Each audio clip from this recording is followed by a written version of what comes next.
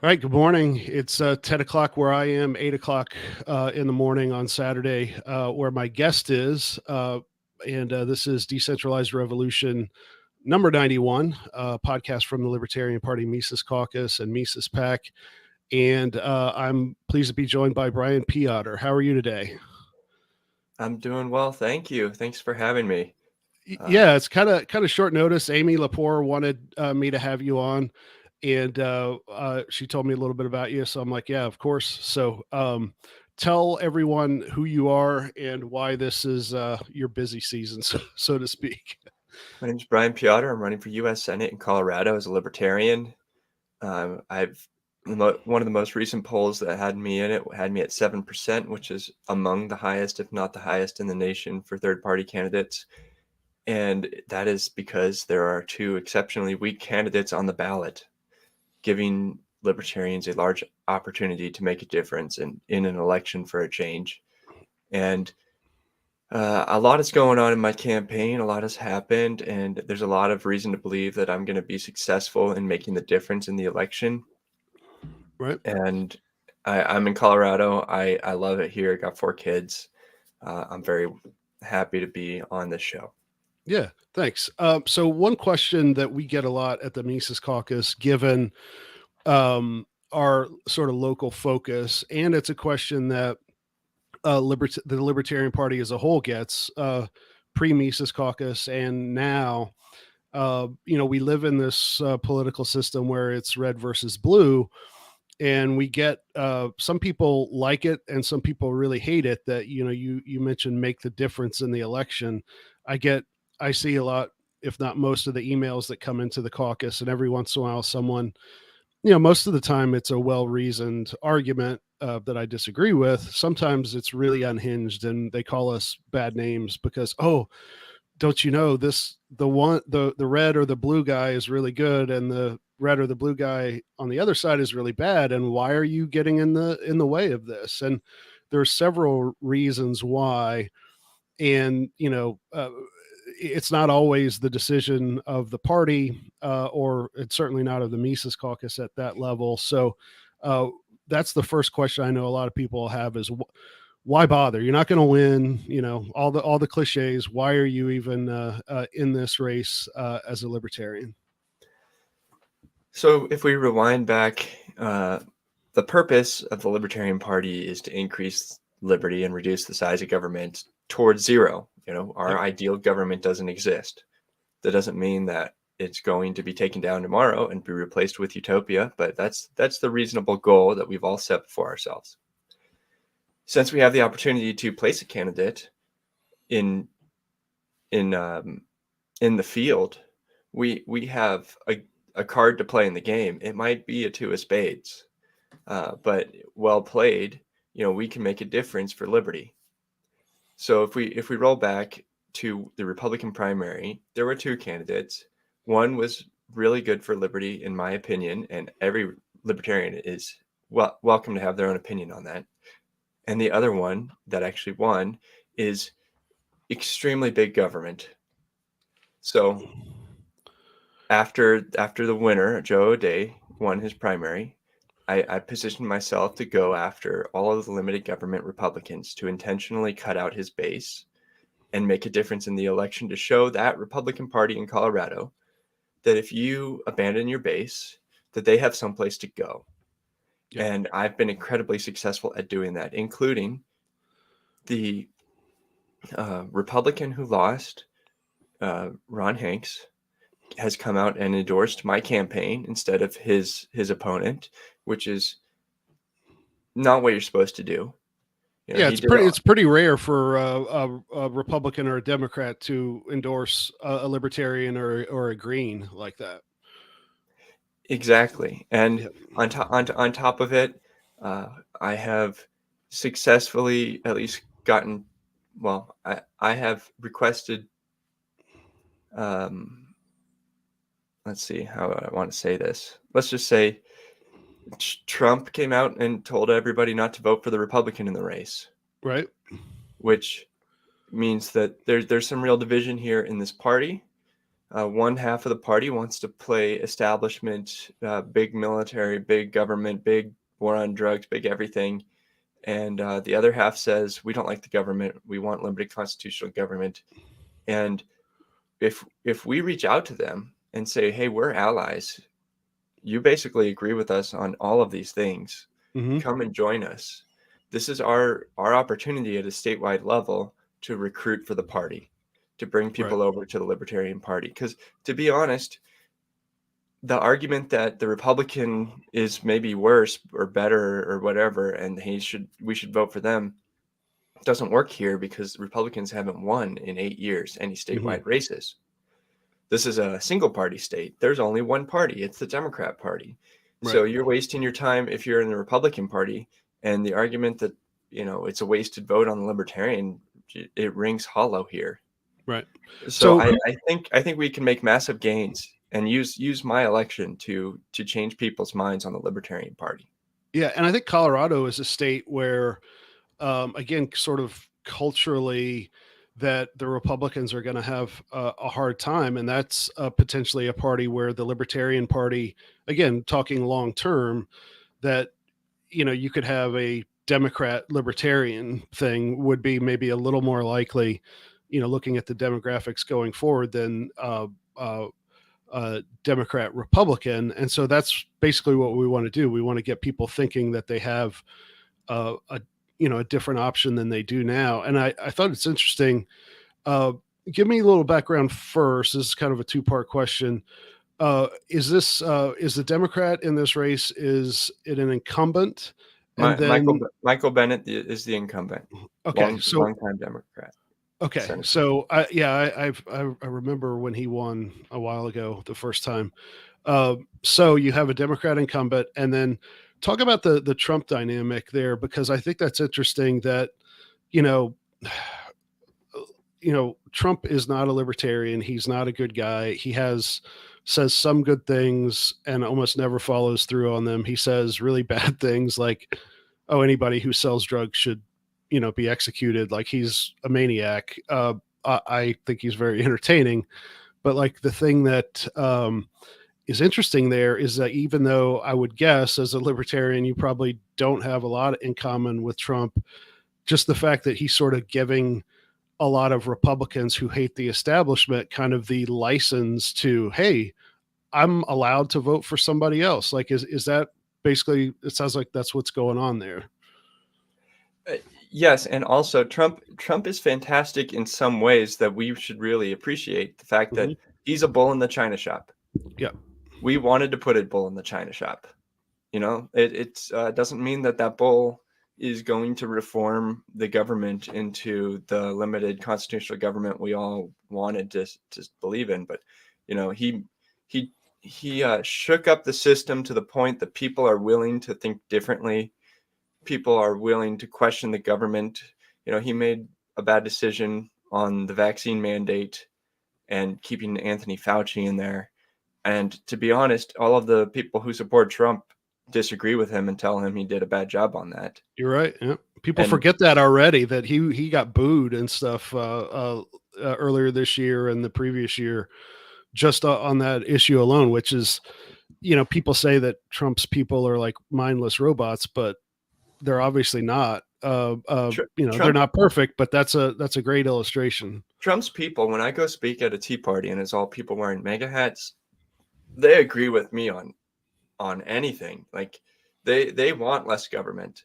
If you maybe are talking about Social Security to somebody who's 85 and living on that, they Yeah. have an incentive to disagree with you. But I think if they were 20, they'd agree with me that it's a broken system that it's never going to pay out, and we need to change it. We need to alter it and make it so that it doesn't exist anymore, so that people can save on their own and make private market decisions. But in general, they're libertarians that vote Republican. They have socially conservative views, which may not align with every libertarian. It aligns with me. But fiscally, they think government is way too large and would like to take it down by 90%. Right. So why not reach out to them? They're where the Libertarian Party can grow. Those are the people that maybe we can correct them on a few of the Austrian economic issues. You can educate people who already agree with you on like the premise that government is too big and hurting your family. Hmm. Yeah, and I think a lot of social conservatives, and coming from a background where that's kind of my family and cultural background, and even my own, like I was basically a Reagan kid and a Rush Limbaugh teenager type guy before I encountered Walter Williams and Murray Rothbard and Thomas Sowell and guys like that. I think a lot of people on the right, especially today, given kind of where America is culturally, is that we don't, like, those people don't want to, like, there's a few people, but they don't want to like outlaw gay marriage. They just don't want drag queen story hour subsidized and put on at public school. They don't want the state promoting a lot of these leftist things, which is how a lot of that stuff survives. And so there's a thing where the libertarian message goes right along with the social conservative message is, hey, we can at least get the state out of this and go for a live and let live. And maybe some social conservatives won't be satisfied with that, but I think they would see that as a positive step. And so that's where I think you're right that and there are different groups of people we libertarians can appeal to in different ways. I mean, you have to attack the right from the right and the left from the left. And I think the social conservative thing is a great example where we can attack the right from the right to say, Republicans, since I was a kid, have been talking about how bad Planned Parenthood is, but every year when the budget comes up, they still have the subsidy and the whatever in there for it. So like, I'm glad you're hitting that issue, because that's one that we can, I think, make some headway. And so they can see that those Republicans are not serious about stopping a lot of the stuff that their base really objects to. Yes, and on top of it, um, my opponent Joe O'Dea, the Republican, has gone out saying he's going to codify Roe v. Wade, and the Democrat is out there saying that he should codify Roe v. Wade, and they're in alignment on that. I think that, first of all, Congress doesn't have the authority to do that. That under the 10th Amendment, homicide and abortion and anything like that is under the purview of the states. Yep. That you would need a constitutional amendment to enact something like that. And the fact that neither of them either understand it or feel like it matters is a big problem.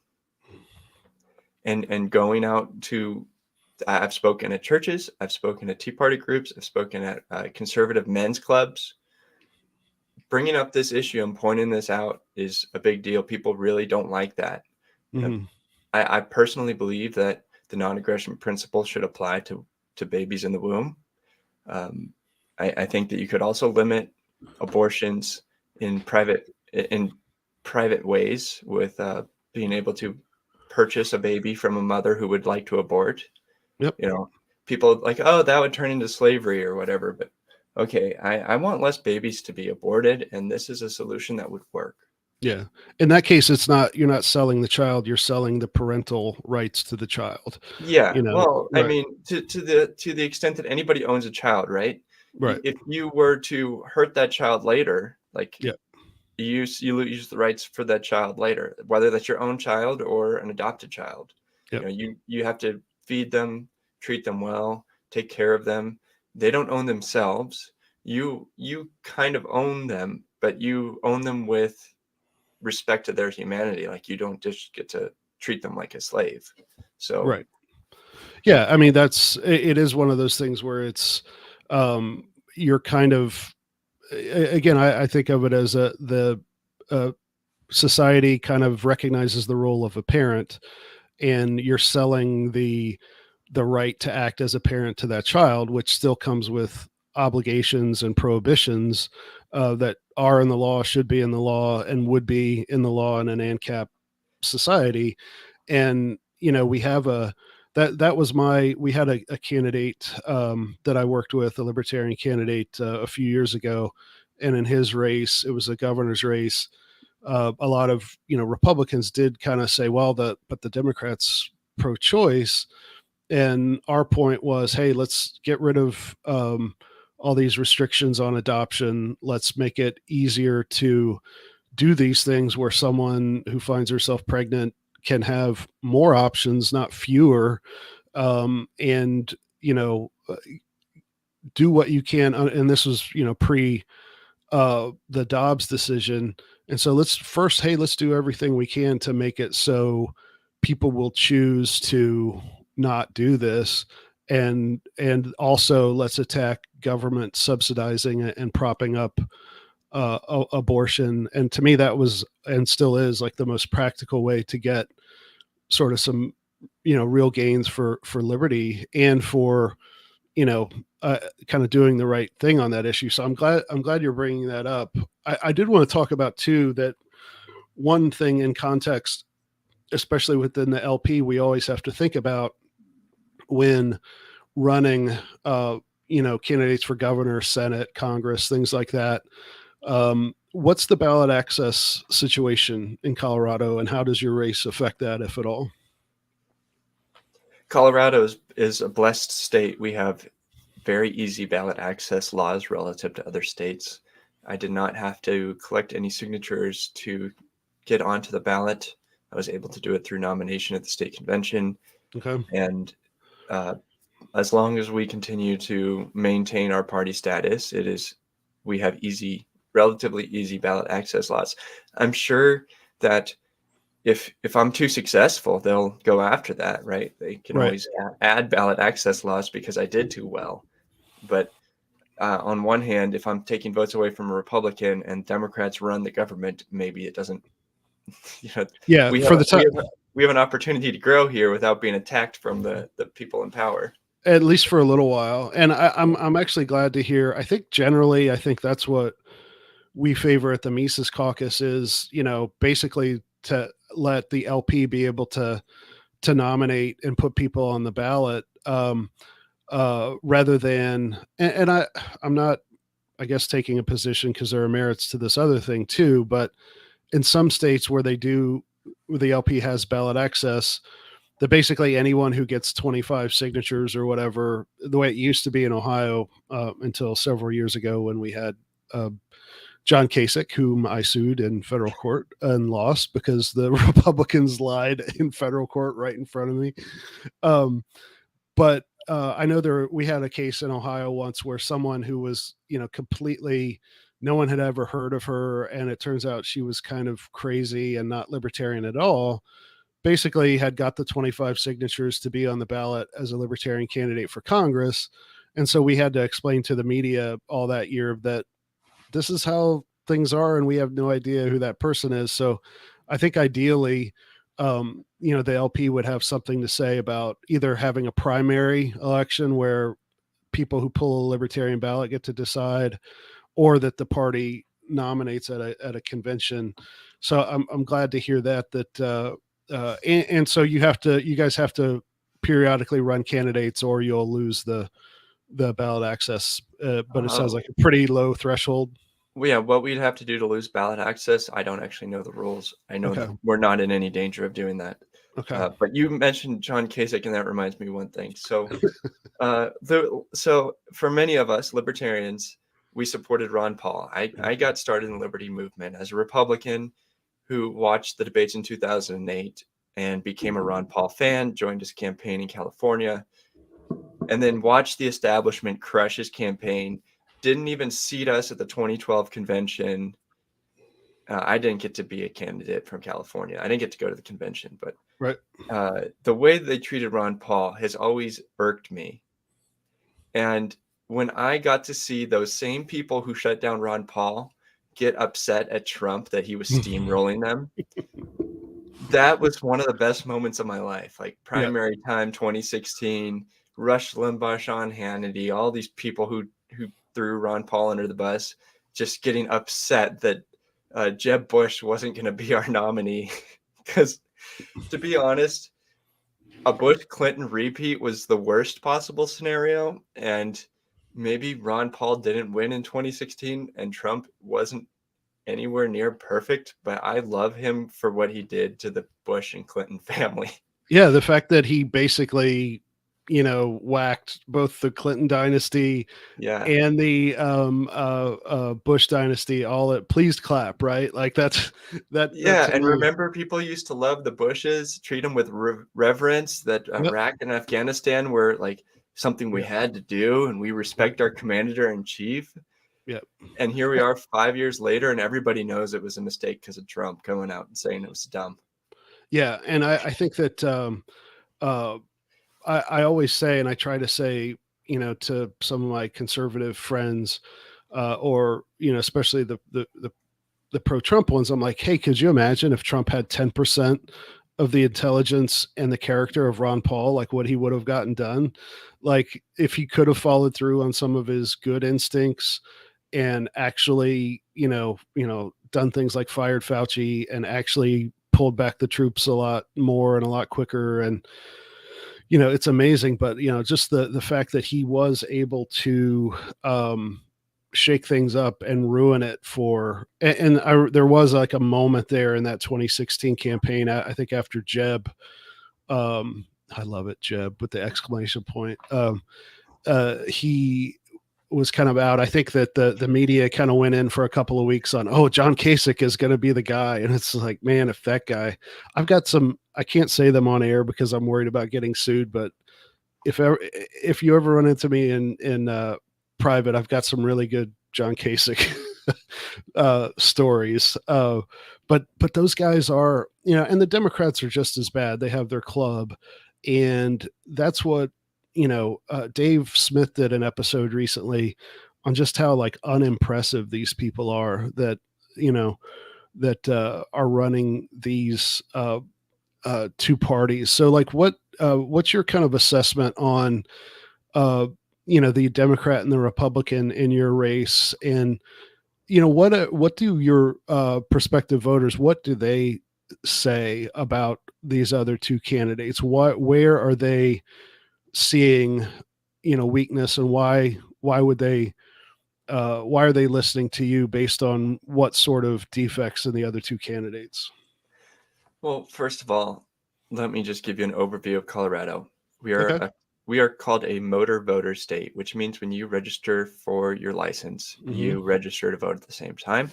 A ballot will be mailed to you automatically without being asked every election to everybody.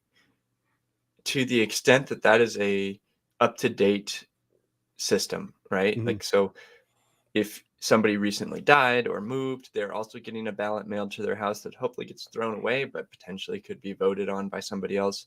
And there are many counties that will get over 100% turnout this election, which Okay. has always been hard to understand. Uh, how you get more than 100% on a regular basis, but we do. My own county got a 90% turnout. It's a very blue county. If I had a registered Democrat living in my house, and I did not get a ballot turned in by election day, I bet it would be knocked about 10 times this election. Mm-hmm. They're So they the can tell, they probably publish the who has turned in their ballots, and so if yes, you can yes. look and see who hasn't voted, so know to target them. Yeah.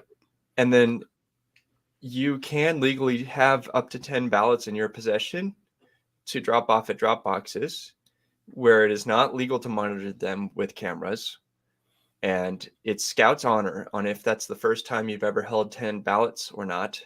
Mm-hmm. And so even if everything is above board and legal, the system is built up so that the well-funded and organized Democrats can turn out their ballots. Mm-hmm. End of story. They do. They have the money and the people hired and the organization figured out to go around and make sure every Democrat ballot is voted. Mm-hmm. They have that on top of the fact that they have more Democrats than Republicans in the state. And so they have an iron fist on elections. The Republicans have nothing, and same with Libertarians, but we weren't expected to have anything. So the Republicans don't have an organization. They don't have a cohesive unit. They don't have people hired to go around and collect out ballots. They rely on 3 volunteers in a county of 2 million people or whatever, and then they can't compete. Right. The governor's race is Jared Polis versus Heidi Gannell and Kevin Rakuski, our Libertarian candidate. Jared Polis, the Democrat, locked us down. Maybe he's the best Democrat in terms of opening us back up. He's still a terrible authoritarian. He's worth several $100 million, and he can put in as much money literally as he wants. As you know, when he feels safe, he'll stop. And that is going to pull in all the ballots for the whole state, and every Democrat on the ballot will win because of Jared Polis, first and foremost, including my opponent, Michael Bennett. Michael Bennett is he's best described as the word beige. Yeah. Yep. He is kind of a boring sort of He's boring. Running in the background type guy. Yeah. He was appointed. He was a school superintendent. He was appointed to be somebody who would vote the way he's supposed to vote, and he does. And nobody really particularly hates him for any kind of rhetoric or actions or history, and nobody particularly loves him. He'll run a very well-financed, organized campaign, but he'll win because of Jared Polis. Mm-hmm. And then the Republican is woefully underfunded. National money is not coming in on his behalf. The conservatives hate him and are voting for me. And so my goal is to get over 15% if I can, and make a big point out of it. So I don't know if that was a long discussion on this race, but I'm doing everything I can to earn all of the media that I can for free, and make points of going on and being a spoiler to really get under the fingernails of all of the conservative talking heads on the radio. I've gone on the radio and said, yes, of course I'm a spoiler. That's the point. Are you saying I could win? And they're like, how dare you say that? You're not supposed to say that. Right. Well, pardon me. And that's the point, is every time you hear that argument, it's like, well, if you had better candidates who actually, followed through on what they said they were going to do and actually gave people, more freedom and less government, you wouldn't have this problem. So that's what I always say to Republicans. It's like, even after I became a small L libertarian, I was sometimes I would vote Libertarian, sometimes vote Republican. I voted for Ron Paul. I didn't vote for him in 2012 because in Ohio I couldn't be a state party official if I voted in the Republican primary. It's completely weird. And again, I think it's different now. I'm no longer in Ohio, but so like we had a lot of people who actually voted for Ron Paul in 2012 who wanted to come over and start a party in their county or whatever. And they couldn't actually officially be the county chairman because they were locked into being a Republican for 2 years. So but the response, what I always have is I would still maybe vote Republican sometimes if some of your candidates that I had access to vote for were any good. Actually, that's not true anymore. But for a few years there, they could have had my vote. But like they basically proved that, you guys are irredeemable. And I'm the radical one here in the caucus. Like I don't even vote for Glenn Jacobs, and he's my mayor because he's a Republican. Because the GOP is dead to me, and the reason why is because they just lied to me and kicked us off the ballot and did all these things, and they could change it if they became more pro-liberty, and they're not going to. And so you're doing exactly the right thing of throwing it in their faces and being like, no, I'm the one who, and I'm not a big Constitution guy, but they are. Like, I'm the one following the Constitution, and I'm the one advocating for liberty. So that's all you have to do, and I'll go away. So I love it that you got them tearing their hair out. I'm causing so much division. So I'm a big advocate for being radical. I think if you're going to be mediocre and play the middle and try to be like let's appeal to the middle, and you're the average guy to have a beer with, it's like, I don't have $20 million to get that message across to try to win votes. Yep. And those people don't care, and they're going to vote their party in the end. So you can't do that. You need to play the radical, because that's the emotional appeal to get somebody willing to cross their own party lines that they've voted for 30 years to come and vote for you. Yep. And let's be honest, Republicans and Democrats have more money than libertarians. In this world, you have to get your message out for free or near free to have any kind of effect, because the boring message won't be retweeted or won't be shared in their emails. The exciting, radical, or funny message will. Yeah. What are some examples that you and other people in Colorado, what maybe specific issues or ways to make an argument have landed and done well? Speaking with gun rights people, saying that everybody should have machine guns is a great point. Yep. None of this like we need to have reasonable and all the like 400-word answers that say nothing. Just come out and say it. Like, everybody should have a machine gun. If they Just want like one. If they want one. Yeah.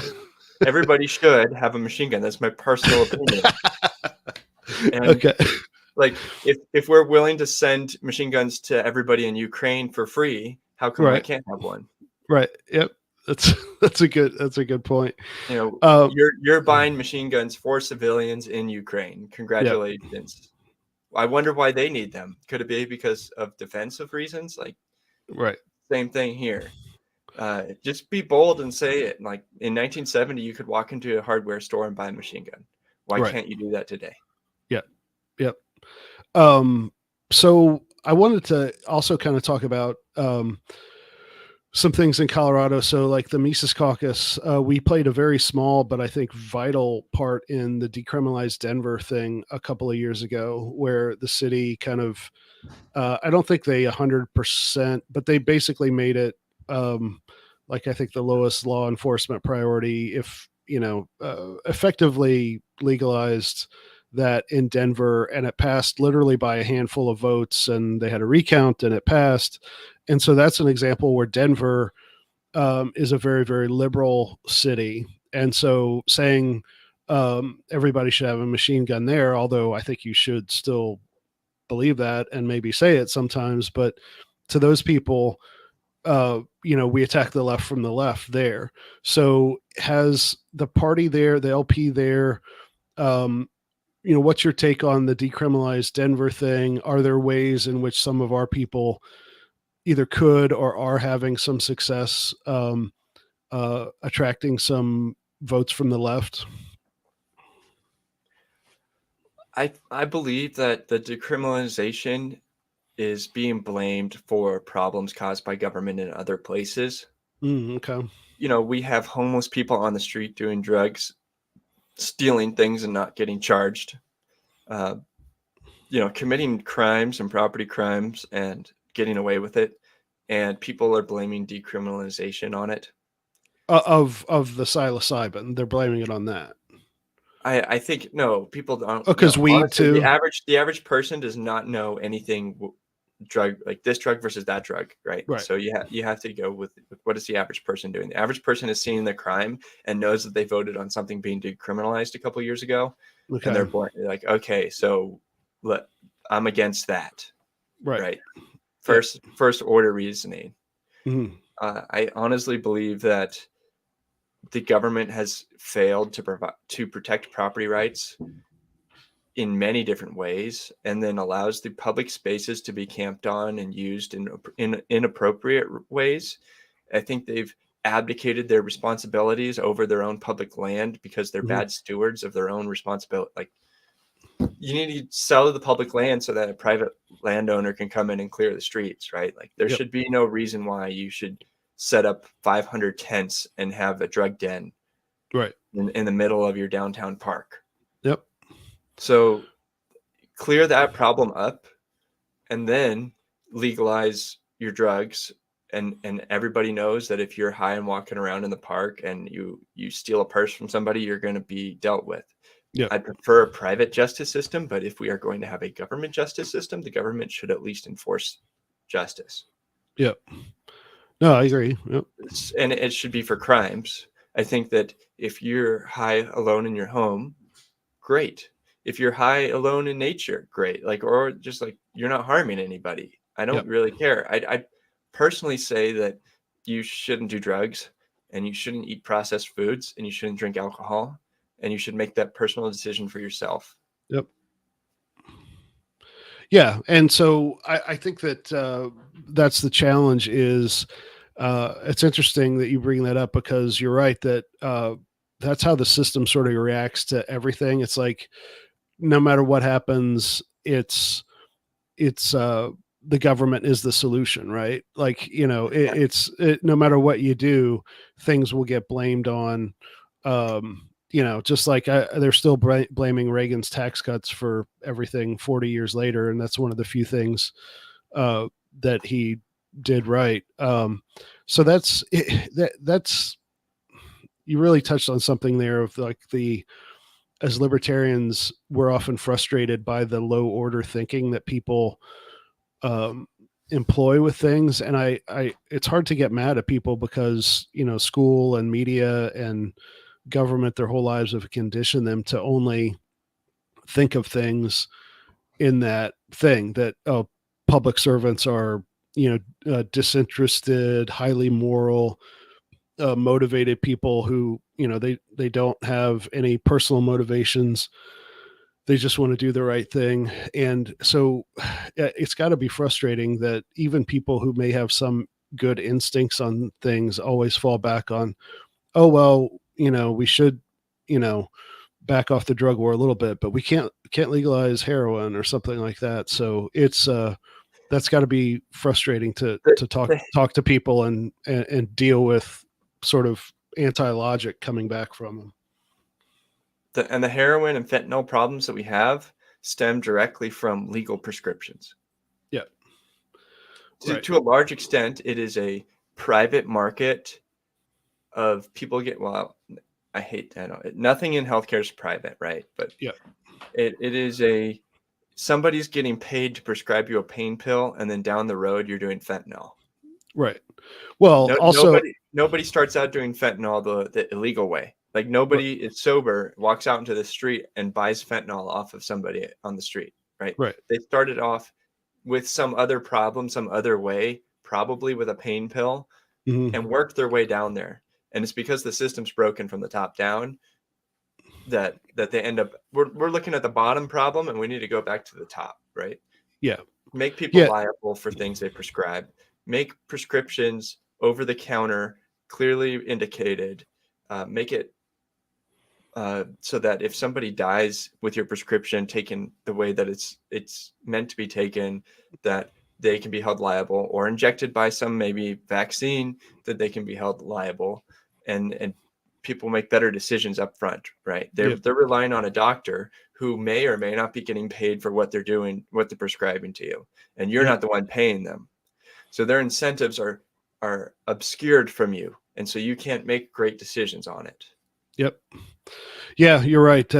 We could. I should get somebody on to really do a deep dive on the uh, healthcare medical side of things because I have a hard time when I talk to people about this issue that they think that it's basically a free market and therefore we should have socialized medicine. It's like it's so hard to cut through all the weeds on that like no, Oh like no, no. nothing. We're not even close to that. So Yeah. I've converted dozens of people on this. First thing you say is yes, socialized medicine would be a better system than the current system, Yep. and that the current system is the worst of all possible situations. That is, you're right. I haven't quite thought of it that way, and I see the brilliance of it right away. And socialized medicine is better than the current system, but it is not a great it's not a great system. Right. We can do even better than that by trying free market solutions, which have not been tried and have been prevented since at least World War II, when Yep. the pharmaceutical industry really got kicked off. Yep. And also, that's when withholding taxation uh, started in earnest, and in order to try to attract employees, that's when companies, especially big companies like General Motors that my dad worked for from the late 60s through the 90s, like in order, because they, uh, a lot of their workers' wages were taken out in taxes. It's like, oh, how can we attract and keep good workers? Now we're going to employ, we're going to offer healthcare as a benefit, and then so that's how the whole, So getting actually, tied to your employer thing happened. actually, what happened was they put a price cap on salaries. You're right. The wage and price controls too. Yep. Yep. So they couldn't add money to attract you, so they added benefits. Yep. So the free Yeah. market found a solution to a government price control, Right. and then that we've been living with that system ever since. that led to another problem that led to another problem, and Yeah. yeah, you're right. We have a few minutes left, and one thing I really wanted to ask you about, and we're going to have some after the election, some of our candidates who are like, it doesn't make sense for you to spend a lot of time going door to door in your race, but and you may disagree on that, but because I want to get your input on what it's like being a candidate and what people should think about. We're going to have some people who are right now, like literally declined coming on the podcast because they're like, no, I got to go knock doors because I'm running for city council, and it's like, yeah, duh, why did I even bother to ask you? So it's obviously a different calculation running for, governor, U.S. Senate, something like that. It's another calculation running for the state house or the state Senate. And then, what we're trying to do at the Mises Caucus is the county level and more local, endorse, recruit, train candidates for that. But there is something, to be a candidate for anything, there's a thought process, there's considerations to make. So like someone who maybe wants to be an LP candidate, what would you encourage them? And I have an answer to this after your response. But what type of things should they be thinking about and considering before they do that, or in preparation for doing that? First of all, my advice would be if you're going to be a line holder that doesn't do anything, I'd rather you don't do it. I'd rather you not run and not have an LP in the race. That doesn't mean you have to raise money and quit your day job. But at the very least, if you're going to put your name on the ballot, go to every event you can and put in every amount of effort that you have to give. Yep. Don't skip out on your opportunity to make a difference. Put your heart and mind into it and get every little bit of effort that you can from other people to put into it and be as successful as you can. Yep. If you can't advance liberty and you're just going to put your name on the ballot, just skip it. Yep. I think that that does a disservice to the Libertarian Party for you to not be involved even as a candidate, right? There's enough Republicans and Democrats who are not involved that you can go be one of them. Yeah. Yeah. And another thing, and even, it's less important today, but if the newspaper sends you a survey, fill it out, get a social media accounts and be creative and stuff on there. At least there are ways, that low cost ways that you can have some effect and represent the liberty message well, like you say, without spending 40 hours a week walking neighborhoods and things like that. That there are cost effective ways, because elections are when people are paying attention to politics, and so you have a little window where some people are going to listen. And so what you're saying is, if you're not going to maximize that opportunity, don't bother. And I drove 4.5 hours to Mesa County to support one of our candidates and spoke to 20 people and drove back. Yep. And the ROI on my race was not great. Yep. But I would do it again because I was supporting a local Libertarian candidate. The statewide party showed up. Yep. You put in the effort. That's all I'm Yep. saying. And knocking doors is perfectly fine as long as you are converting people, because how many people have had a U.S. Senate candidate knock on their door? Right. You spend 20 minutes talking to one person that day and convert them to the Libertarian Party. Yep. fine. That's great. That's a great use of your time. Go and Yep. do that. You know, this politics is about changing people's minds, not results at the ballot box. Results Hmm. at the ballot box are a reflection of how successful you were of changing people's minds. Yep. And I would think that having a personal touch, developing personal relationships, and I would imagine that in a lot of your interactions with voters, you're not just reading from Rothbard to them. You're asking them what they're concerned about and developing some sort of personal connection, right? I would imagine that's how conversations continue, is by showing interest in that other person. So and I know that can be kind of grueling, and sometimes, like you say, it seems like low ROI, um, but you're not. Again, that's the best way to convince someone of something, is to have some sort of personal relationship with them, that they will not think of you as just a generic voice on Twitter or something like that. And when you're a statewide candidate, you can also reach out to radio shows, TV shows, and try to get on their shows. Give them content. They're always looking for content. I've been rejected by most people, but I've still gotten on several. I've been on about 5 or 6 radio shows. That's something that you can do as a statewide candidate that you can't do to get, you get a libertarian message on the radio. I don't know how many people actually listen to the radio, but Yeah. use your voice for free to go spread a message. That's the point of the statewide candidates. Yep. And this was the plug I was leading to before I ask you for your how people can get in touch with you. But of course, the Mises Caucus, for those of you who don't know, and for those of you who do, we just we have a new webpage up called Run as Libertarian, and so that's for people who want to be, or are thinking about, hey, do I want to be a candidate or a campaign manager? And we're candidates for any race who are libertarian. So, like, if you want to run for U.S. Senate, that's fine. But we're really encouraging people at the county level and more local, that if you're thinking about it, and sometimes you might be kind of on the edge, should I do this or not? And so getting a little information and training is the way to decide, hey, that might be able to put you over the hump and decide to do it. So we've got online trainings coming up, and it's also the way that if you want to run and want to apply for an endorsement and perhaps a campaign contribution from Mises PAC, that's where you start. So runaslibertarian.com. It'll also be a link on the show notes page when I get it up tomorrow, probably. Decentralizedrevolution.com/91.